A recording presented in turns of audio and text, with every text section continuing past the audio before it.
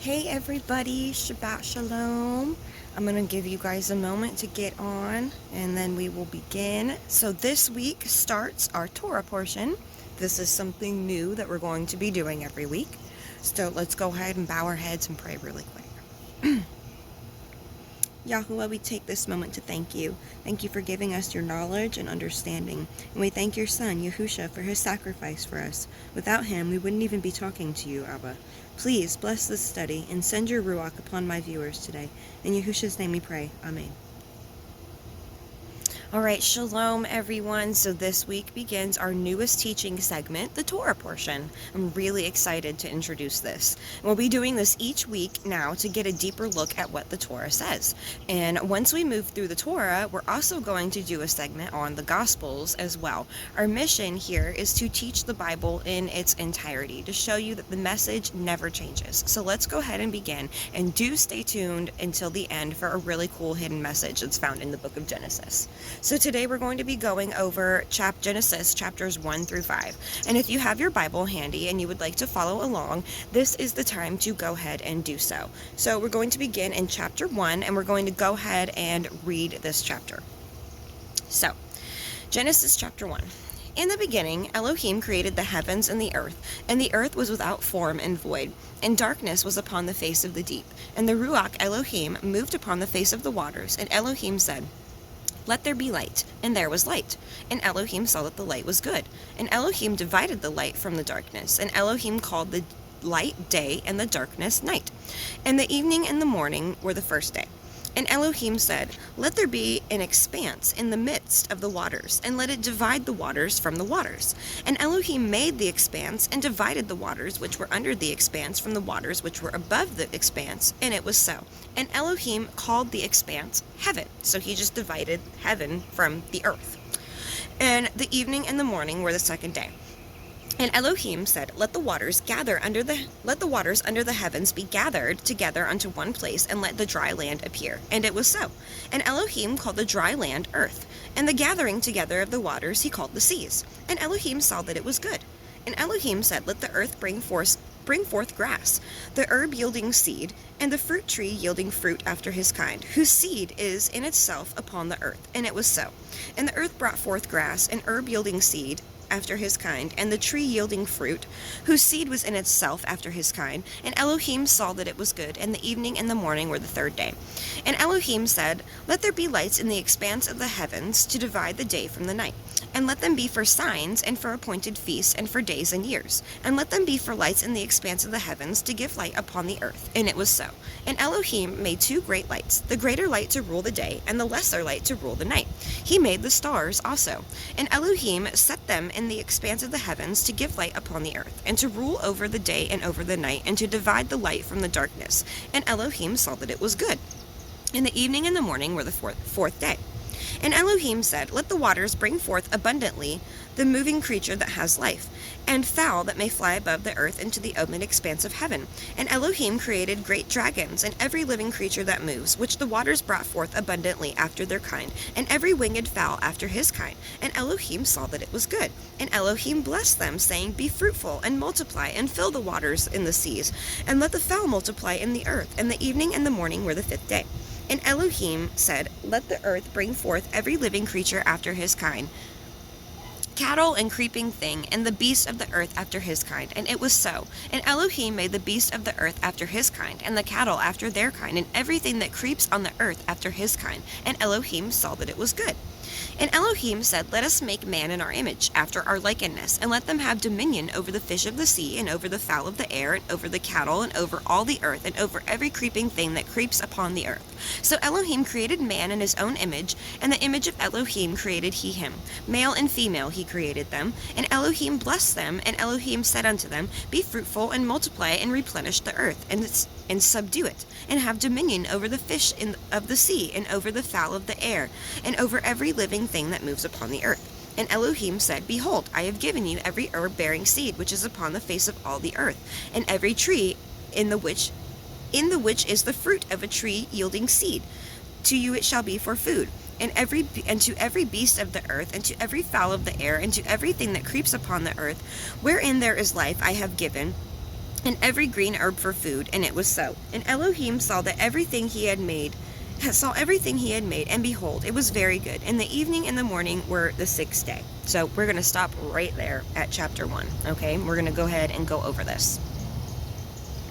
So, where was I?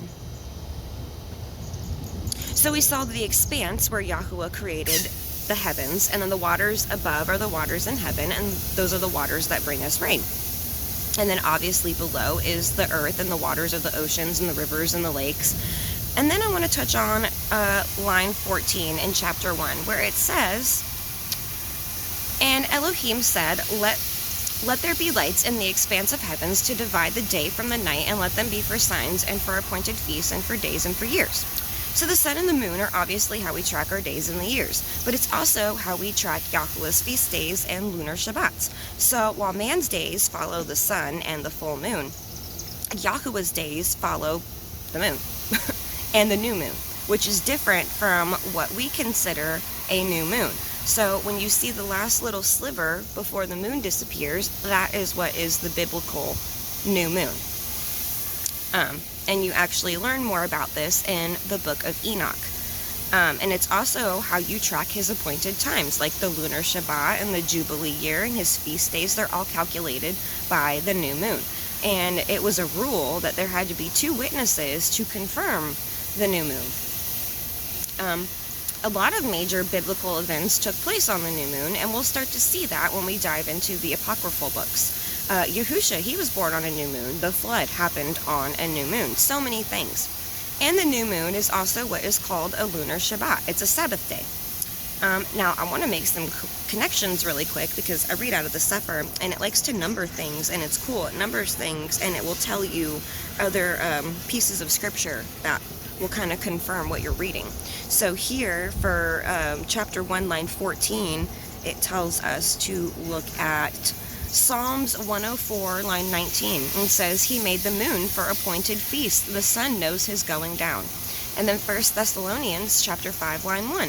But of the times and the appointed seasons, brethren, ye have no need that I write unto you, because it's already been written down and given to us to read. And then I also want to share a revelation that Yahuwah gave me about a week ago. So I had some questions that needed answering. I'm not really going to dive into detail. I prayed on it, and then I talked to a couple of my fellow sisters about this revelation that I shared with them. So in the book of Enoch, Yahuwah tells us that the waters above in heaven, they are masculine, and the waters below down here on earth, they are feminine. And I was like, okay, so what does that mean? So Yahuwah revealed to me that it means the waters above, they bring us rain, right? And they come from heaven, they come from the Father. And he gives life. And the waters here on earth, they are like a mother in the aspect that they sustain the life. Like a human father gives life through his seed, and a mother sustains the life inside of her womb. Yahuwah gives life, and he sustains it as long as you abide in him. And the last thing I want to touch on before we move over to chapter 22 is lines 26 and 27. Says, and Elohim said, let us make man in our image, after our likeness, and let them have dominion over the fish of the sea, and over the fowl of the air, and over the cattle, and all of that stuff. And it is to my deep understanding, and to many others' very deep understanding, that here Yahuwah was speaking to his angels. And another idea that just kind of popped into my head while I was writing this is he also very well could have been speaking to Yahusha, since Yahusha has been with him since before the heavens and the earth were. So it could very well have been Yahusha that he was speaking to here. And when he says that we are made in his image, he means that we were created to be like him. So holy and righteous. And man was holy and righteous until Satan came down and interfered. And I do think that we somewhat reflect what our Creator looks like, but ultimately he meant more than just that. Think about it. Your image, it's who you are, what you represent, what you stand for, your morals, everything. One terrible mistake, and depending on what you do, even one small mistake can tarnish your image. We are supposed to stand for what the Father stands for, what he represents, his morals. We are to be holy and set apart. Okay, now we're going to move on to chapter 2. We're going to go ahead and read this really quick. Thus Thus the heavens and the earth were finished, and all the host of them. And on the seventh day Elohim ended his work which he had made, and he rested on the seventh day from all his work which he had made. And Elohim blessed the seventh day and sanctified it, because that in it he had rested from all his work which Elohim had created and made. These are the generations of the heavens and the earth when they were created, in the day that Yahuwah Elohim made the heavens and the earth, and every plant of the field before it was in the earth, and every herb of the field before it grew. For Yahuwah Elohim had not caused it to rain upon the earth, and there was not a man to till the ground.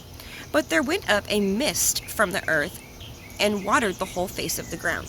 And Yahuwah Elohim formed the man of the dust of the ground, and breathed into his nostrils the breath of life, and the man became a living soul.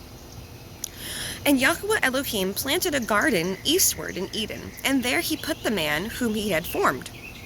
And out of the ground made Yahuwah Elohim to grow every tree that is pleasant to the sight and good for food, the tree of life also in the midst of the garden, and the tree of knowledge of good and evil.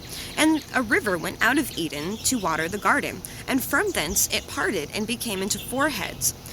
The name of the first is Fishon, that is it which compasses the whole land of Chavala, I might be saying that wrong, where there is gold. And the gold of that land is good, and the bdellium and the onyx stone, and where'd I go?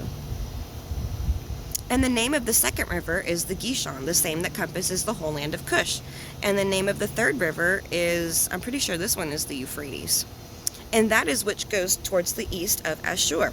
And the fourth river is Perath. And Yahuwah Elohim took the man and put him in the garden of Eden to guard it and dress it. And Yahuwah Elohim commanded the man, saying, Of every tree in the garden you may freely eat, but of the tree of the knowledge of good and evil you shall not eat of it, for in the day that you eat of it, therefore you shall surely die. And Yahuwah Elohim said, It is not good that the man should be alone. I will make a helpmeet for him. And out of the ground Yahuwah Elohim formed every beast of the field and every fowl of the air, and brought them unto the man to see what he would call them. And whatsoever the man called every living creature, that was the name thereof. And the man gave names to all the cattle, and to the fowl of the air, and to every beast on the field. But for the man there was not found a helpmeet for him. And Yahuwah Elohim caused a deep sleep to fall upon the man, and he slept. And he took one of his ribs, and closed up the flesh thereof. And the rib which Yahuwah Elohim had taken from the man, he made a woman, and brought her unto the man. And the man said, This is now the bone of my bones, and the flesh of my flesh. She shall be called woman, because she was taken out of man. Therefore shall a man leave his father and his mother, and shall cleave unto his woman, and they shall be one flesh. And they were both naked, the man and his woman, and they were not ashamed. So,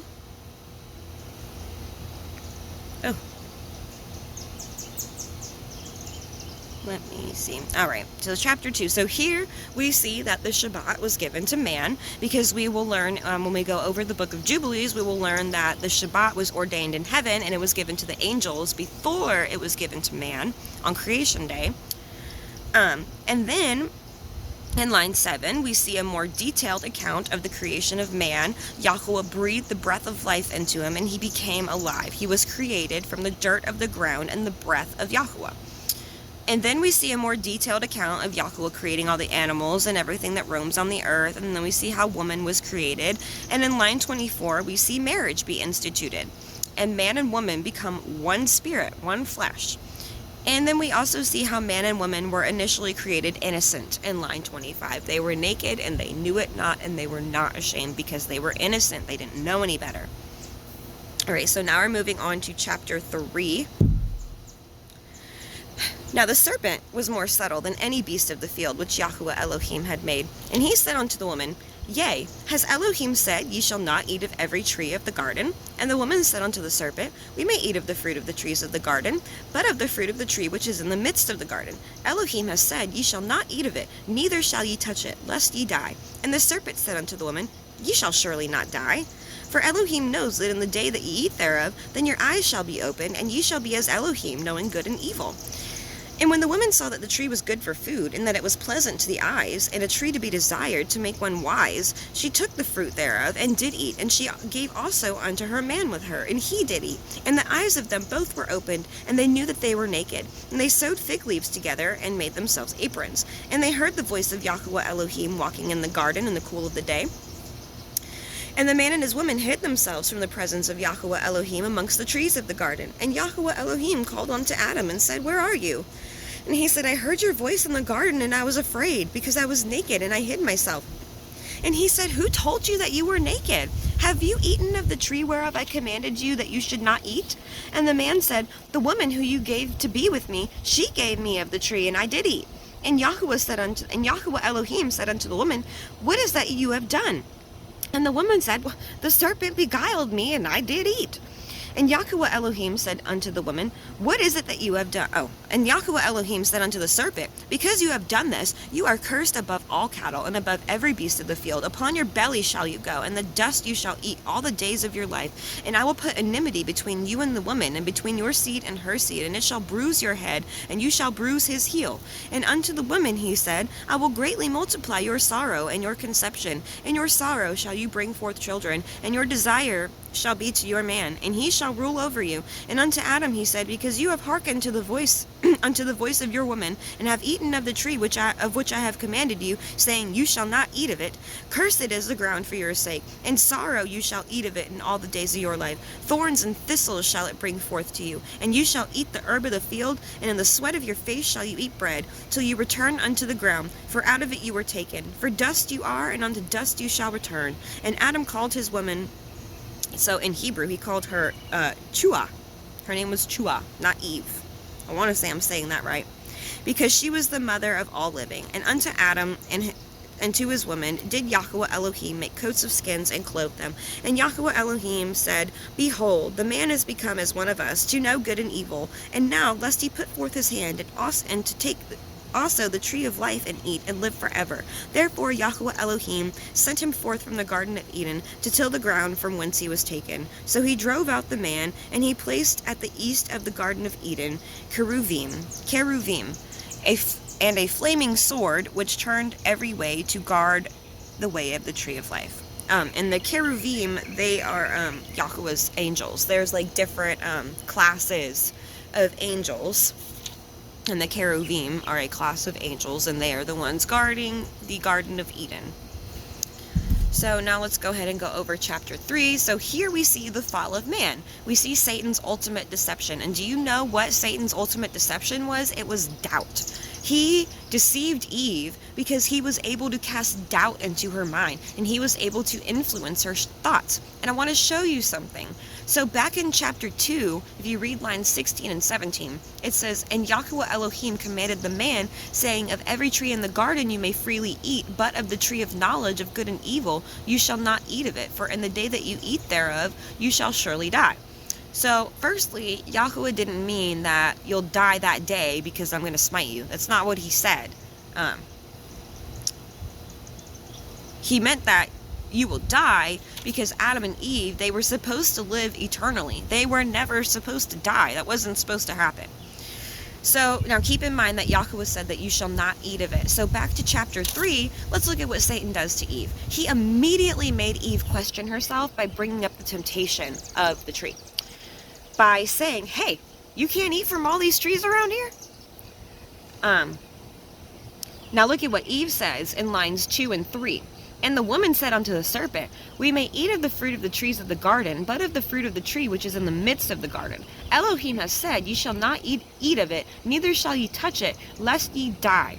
And Yahweh said absolutely nothing about touching it. Satan was able to influence Eve's thoughts by casting doubt in her mind and making her question herself, and then he immediately threw in the temptation of the tree. He's subtle. He's very slick. He's a seed planter. He likes to plant seeds. He plants the seeds and he lets you do the rest. So anyways, so then Eve, she looked at the tree and she was like, you know what, that fruit does look pretty good. It looks good for eating. You know, that serpent, he might be right. And I don't think I'll actually die if I eat that, will I? It looks so good though. You know, she started questioning herself. She had doubts.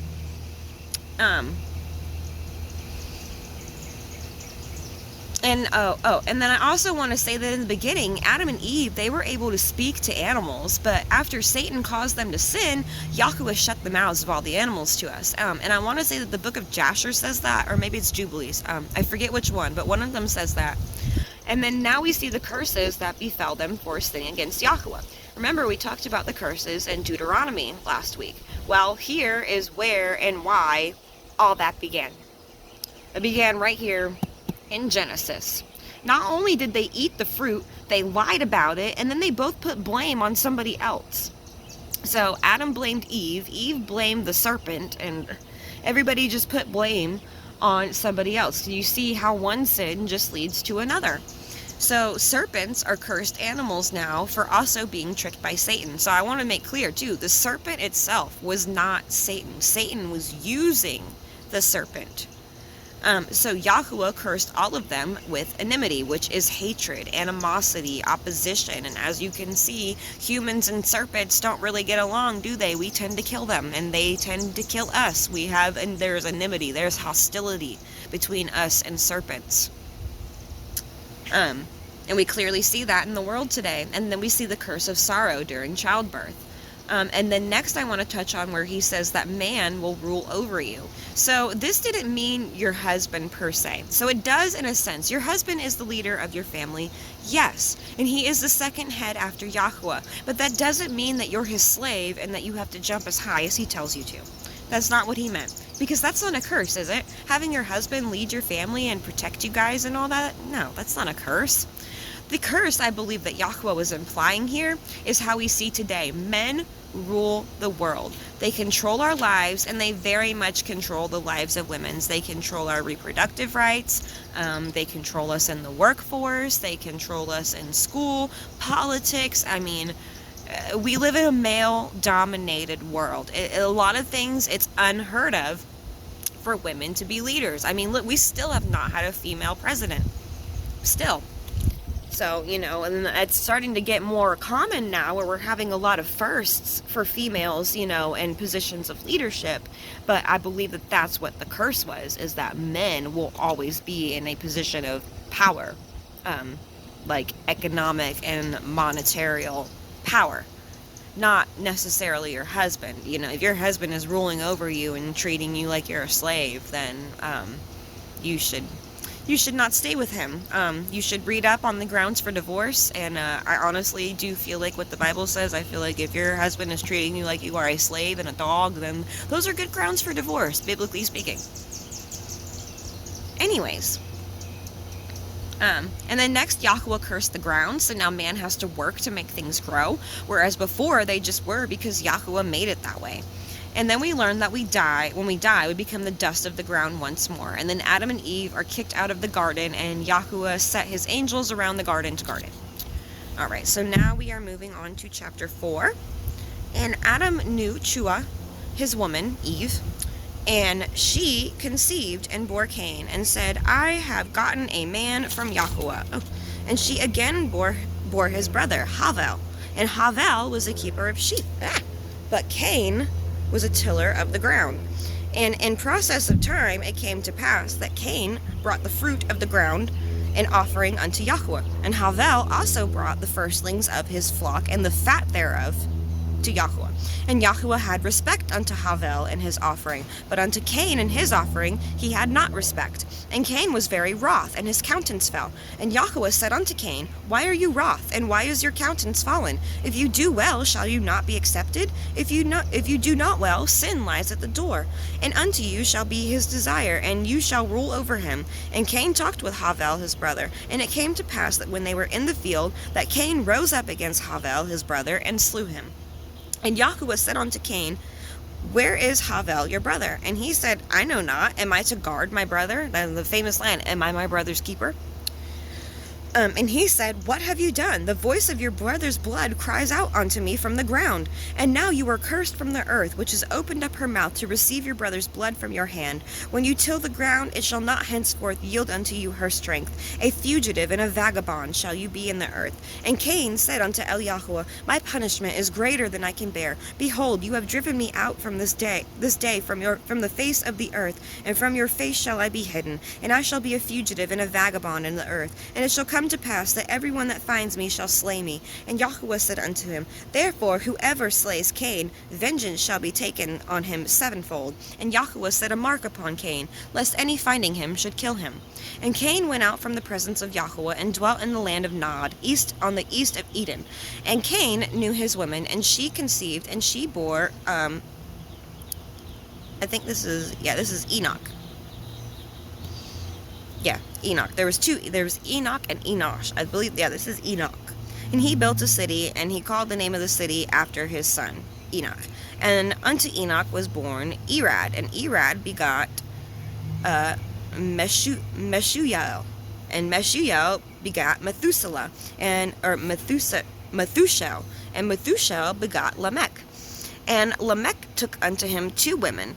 The name of one was Ada, and the other was Selah. And Ada bore Yaval. He was the father of such as dwell in tents, and of such as have cattle.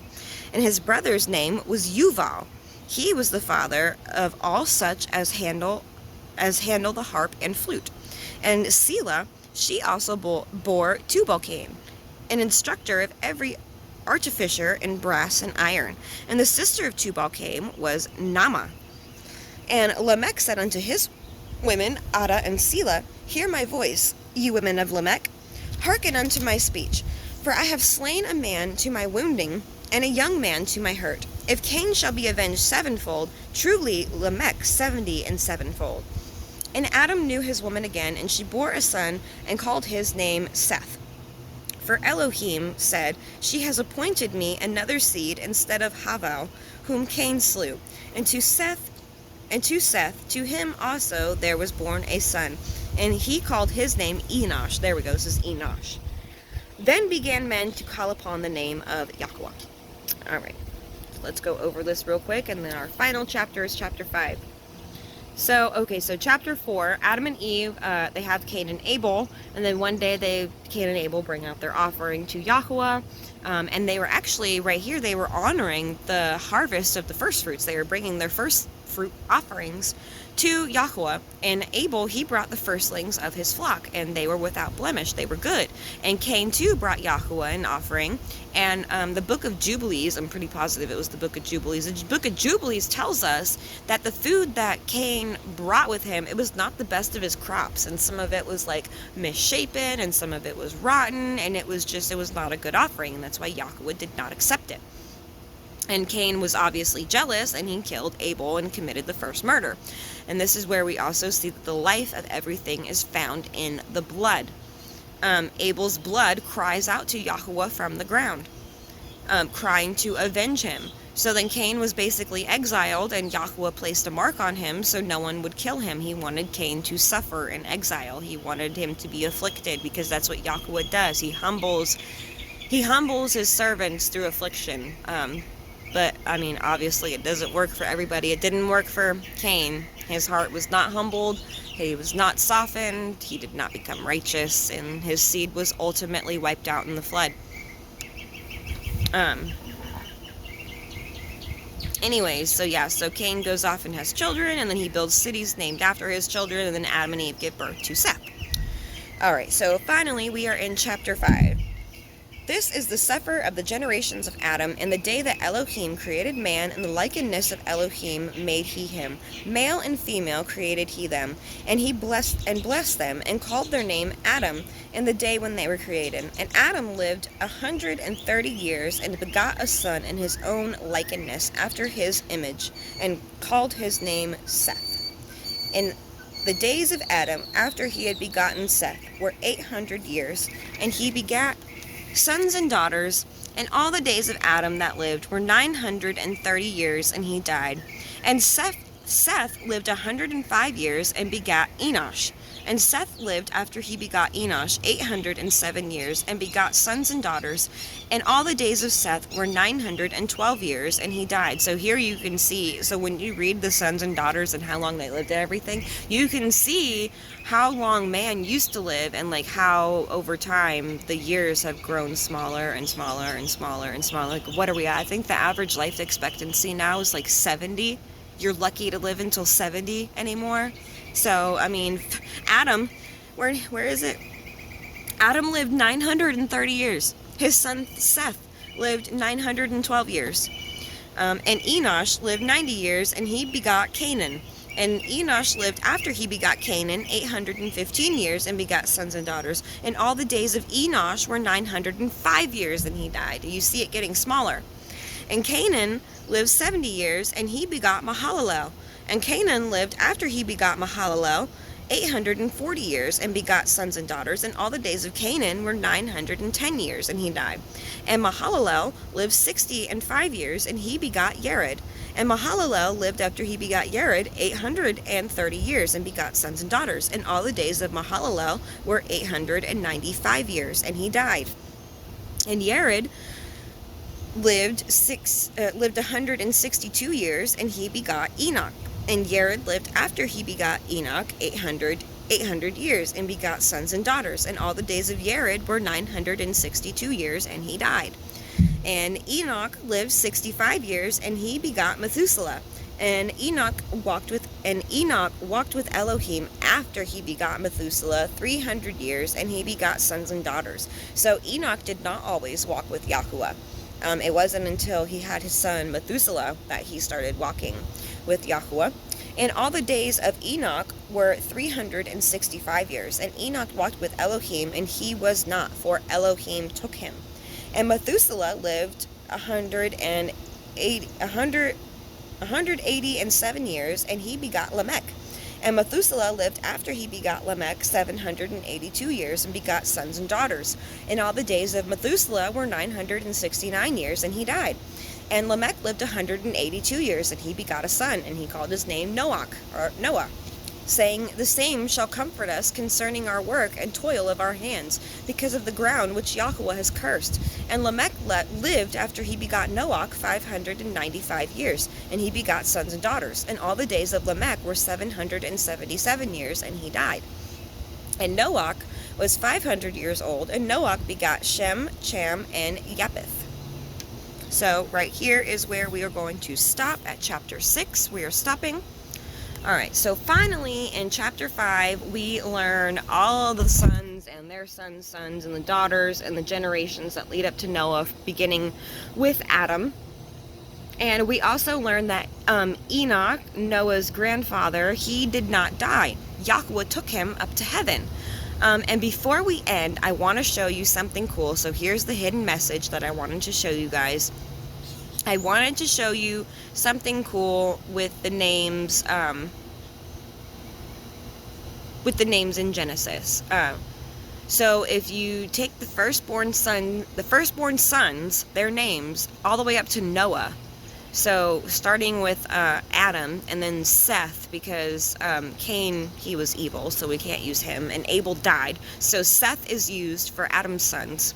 So what if I told you that the gospel was declared in Genesis, that it was the plan to come? So when the mothers, they named their sons in the Bible, there was always a meaning as to why they gave their sons these names, right? Okay, so if you take the names from Adam all the way up to Noah, the firstborn sons, they tell a story if you put them together. So we're just going to go over the meanings first, and then we're going to put them all together, okay? So we're going to start with Adam. So Adam means man. Seth means appointed. Enosh, it means mortal. Canaan means sorrow. Mahalalel means the blessed Elohim. Jared means shall come down. Enoch means teaching. Methuselah means his death shall bring. Lamech, despairing.